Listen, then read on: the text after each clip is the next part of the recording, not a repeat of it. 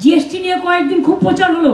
আজকে কাগজে দেখবেন আমরা একটা অ্যাড করেছি বাংলা কাগজগুলোতে, কোন কোন জিনিসের উপর কি কি জিএসটি কমেছে, এবং তার জন্য একটি পয়সাও সেন্ট্রাল গভর্নমেন্টের নয়, প্রত্যেকটা স্টেটের জিএসটি থেকে কাটা হয়েছে।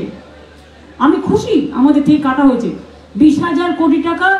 এর জন্য আমাদের রেভিনিউ লস হবে। কাজেই মনে রাখবে,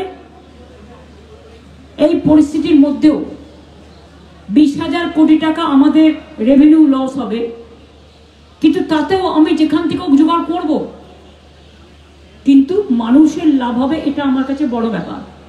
কারণ এই চিঠিটা প্রথম আমিই করেছিলাম এবং আমরাই একটা ইম্পর্টেন্ট রোল প্লে করেছিলাম। কেন মানুষের স্বাস্থ্য বিমায় বসানো হবে বলুন জিএসটি? লাইফ আমরা স্বাস্থ্য সাথীতে ইন্স্যুরেন্স দিই, কিন্তু আমরা দিই। আর এই সুযোগে তুমি এক হাত দিয়ে না আর এক হাত দিয়ে বাড়িয়ে দেবে।